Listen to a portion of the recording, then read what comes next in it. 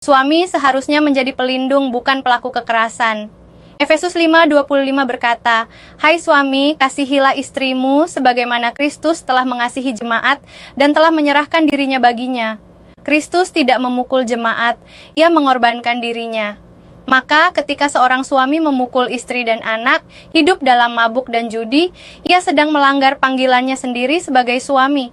Alkitab juga menegaskan bahwa tubuh kita adalah bait Roh Kudus, 1 Korintus 6:19. Itu berarti tidak seorang pun berhak merusak tubuh Anda.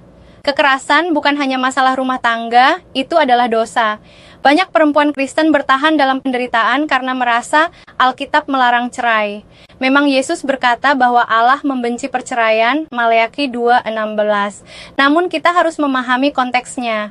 Tuhan membenci perceraian karena perceraian melukai manusia, bukan karena Tuhan ingin Anda hidup dalam siksaan. Yesus sendiri menjelaskan bahwa Musa mengizinkan perceraian karena kerasnya hati manusia, Matius 16:8. Artinya, sejak awal pernikahan dimaksudkan untuk kasih dan perlindungan.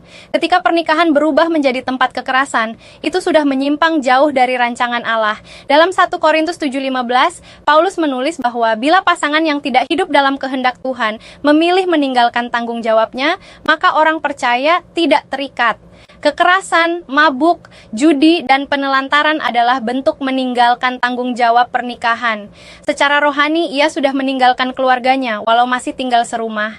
Lebih jauh lagi, 1 Timotius 5:8 berkata, "Jika ada orang yang tidak memelihara keluarganya, ia menyangkal iman dan lebih buruk dari orang yang tidak beriman."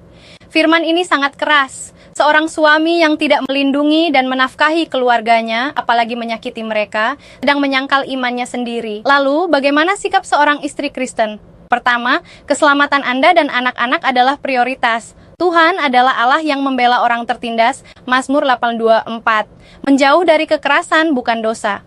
Mengungsi sementara, mencari perlindungan keluarga, gereja, atau lembaga bantuan bukan berarti kurang iman. Itu tindakan bijaksana. Kedua, Anda boleh menuntut pertobatan yang nyata, bukan janji kosong. Pertobatan Alkitab selalu disertai perubahan hidup.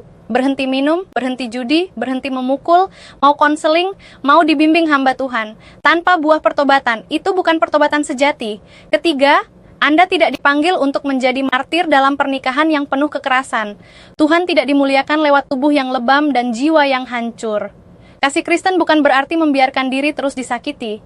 Keempat, perceraian memang bukan kehendak ideal Allah, tetapi Alkitab memberi ruang ketika terjadi pengkhianatan janjian pernikahan. Kekerasan berat dan penelantaran yang terus-menerus adalah bentuk pengkhianatan itu.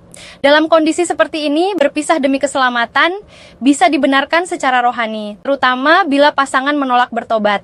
Namun, jika masih ada kesempatan, langkah pertama bukan langsung cerai, melainkan pisahkan diri dari situasi berbahaya, libatkan pendeta atau pemimpin rohani, minta konseling pernikahan, dan lihat apakah suami mau sungguh-sungguh berubah. Jika ia tetap keras hati, terus mabuk, berjudi, dan memukul, maka Anda tidak bersalah di hadapan Tuhan bila mengambil keputusan demi keselamatan Anda dan anak-anak. Ingat ini baik-baik, Tuhan membenci kekerasan. Tuhan mengasihi Anda. Tuhan mengasihi anak-anak Anda.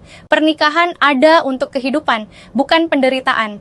Mazmur 3:19 berkata, "Tuhan itu dekat kepada orang-orang yang patah hati, dan Ia menyelamatkan orang-orang yang remuk jiwanya." Anda tidak sendirian. Tuhan melihat, Tuhan peduli, dan Tuhan tidak menuntut Anda tinggal di dalam neraka rumah tangga demi nama rohani.